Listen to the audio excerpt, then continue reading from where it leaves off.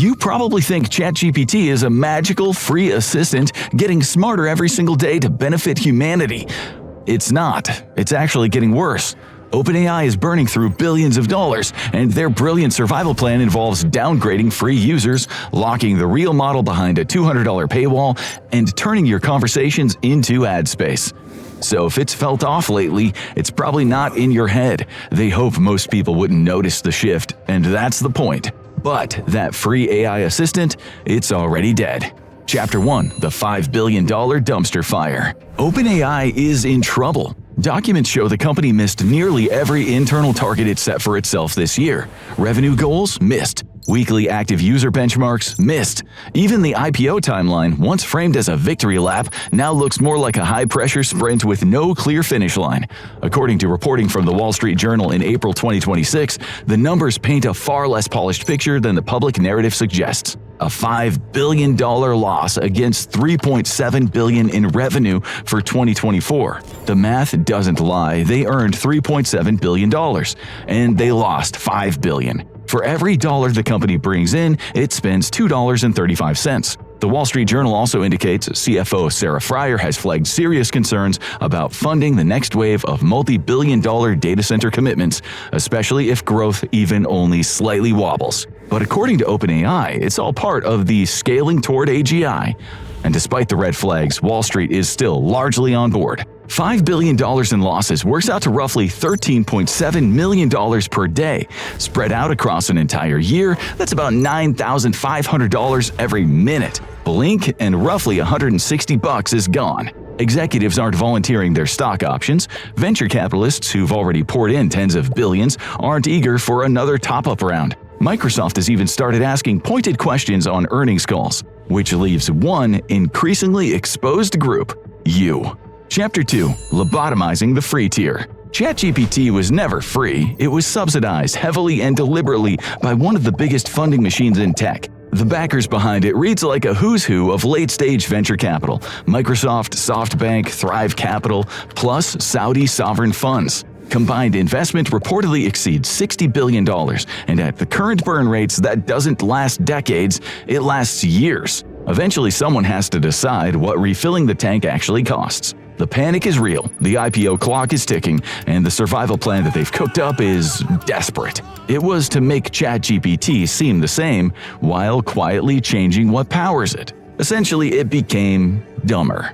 There's a mechanism that users don't really see called capacity-based fallback. During peak hours or after invisible daily quotas, users get silently rerouted from the flagship model to cheaper mini variants. The handoff is invisible, the quality drop is not. After roughly 10 messages every 5 hours on the strong model, your conversation collapses mid-sentence into generic autocomplete mode. User telemetry, internal strategy notes, and a parade of Reddit threads all confirm the same thing. Routing queries to smaller models is a deliberate cost control lever. Your AI assistant has been intentionally swapped for a budget version while you stare at a familiar brand name and assume nothing has changed. The savings are huge. Routing queries to smaller models can cost a fraction of a cent versus several cents on a flagship. Multiply that across 800 million weekly active users, and the math starts to make sense. For you, it boils down to paying full attention to a conversation partner who suddenly forgets your last 3 messages and starts answering in fortune cookie aphorisms. Performance gaps are not subtle. Independent testing suggests fallback models struggle with tasks the flagship handles in a single step. Multi-step reasoning breaks down. Code generation starts introducing subtle, hard-to-spot bugs.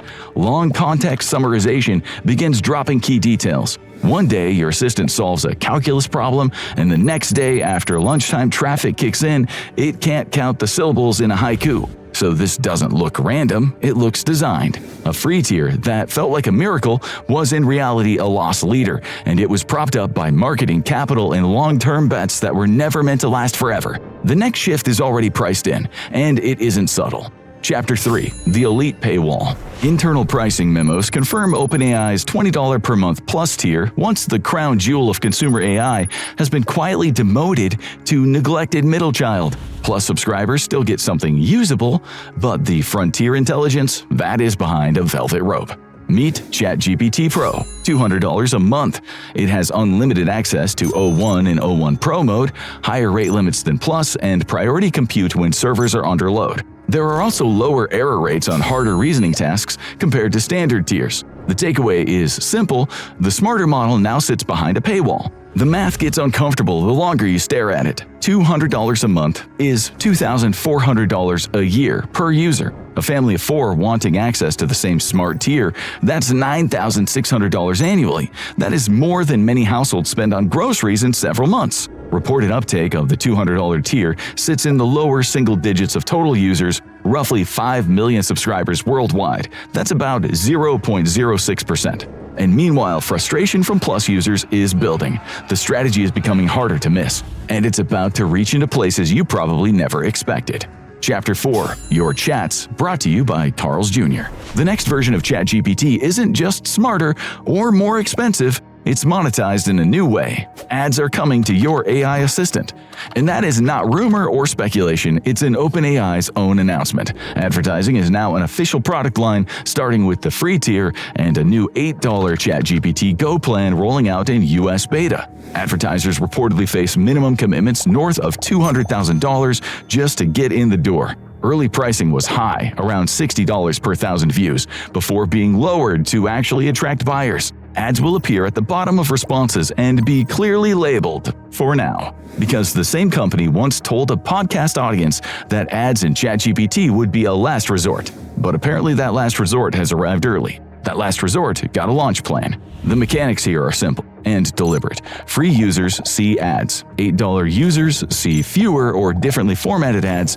$20 users are spared, for now, and $200 users no ads at all. Same product, different rules. The more you pay, the cleaner and more capable it gets. The real play isn't just ads, it's targeting. Type wedding and you'll be swamped by venues, rings, and honeymoon packages for the next 6 months, because unlike social media, people tell this thing everything. Industry analysts estimate conversational targeting can massively outperform traditional ads, sometimes by multiples, for one simple reason. Nobody tells Instagram their problems, but they tell ChatGPT. Reported figures suggest the ad business is being modeled to generate over $25 billion in annual revenue by 2029.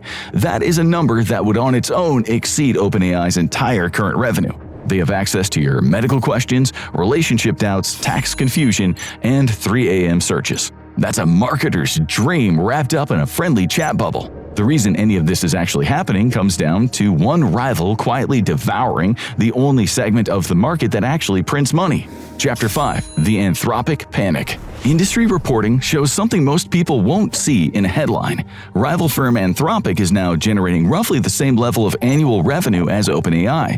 Some estimates even put it ahead. The smaller company, the one Sam Altman's former colleagues founded, now generates more annualized revenue than the firm everyone calls the leader. What used to feel like a one-horse race is not anymore.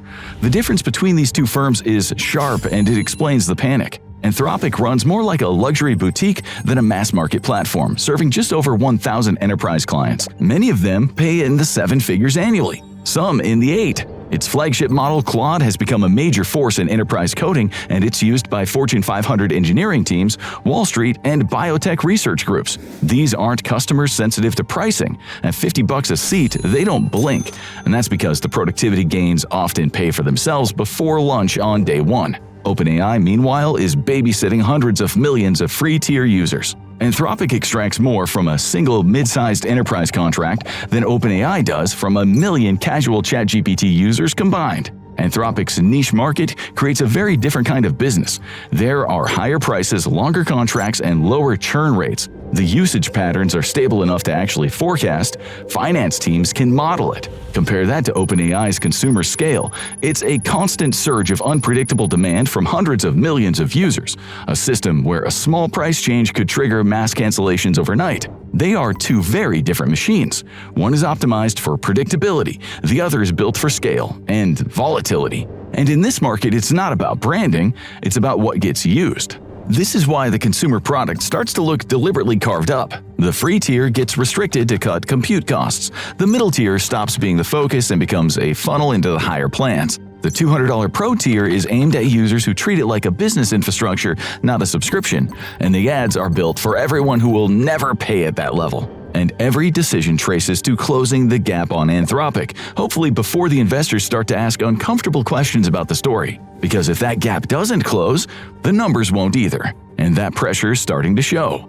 Chapter 6. The safety team bails. Key members of the safety team, people tasked with preventing the system from behaving unpredictably or dangerously, have been leaving. Not quietly and not slowly, at a pace that should concern anyone treating this like a stable long-term bet. Jan Leike's resignation post is short and very public. His exact phrasing reads like a warning. Safety culture and processes have taken a backseat to shiny products. Leike was the co-lead of an alignment team, a man whose entire job was preventing the technology he was building from causing catastrophic harm. And he was telling everyone that the people who write his paychecks have stopped caring about the part where humanity does not get hurt. But Ilya Sutskever's exit was the warning shot. Sutskever was OpenAI's chief scientist and one of its original founders. He left, founded his own venture aimed squarely at safe superintelligence, and took a chunk of the technical brain trust with him. Leike's departure, which followed shortly after, confirmed the warning shot had not changed a thing. The super alignment team, created to ensure future more powerful AI systems remained under control, has been effectively dissolved. It was originally promised a significant share of internal compute resources, around 20%, to focus on safety research. That didn't last. Members have since left, the computing power has reportedly been redirected toward product development, and what was framed as a core mission now looks, from the outside, like something that's been sidelined. There's a consistent pattern across this exodus. Engineers who joined to build safe, aligned AGI now describe a very different reality. A company whose product decisions are driven by commercial teams, where safety reviews are sped up to meet launch deadlines, and where internal concerns about whistleblower protections reportedly surfaced during the same restructuring period that positioned OpenAI for a potential IPO. The guardrails are gone. The promises around transparency and caution start to feel harder to pin on any one group. What used to be handled by dedicated oversight is now handled by process under pressure. Former employees estimate that the number of people focused on alignment work has dropped sharply over the past 18 months. And the public-facing side of this company, it still moves fast. But some of the most impressive demos, the ones that made the headlines, are now more tightly controlled, delayed, or quietly pushed aside in favor of commercial priorities. And nothing was safe.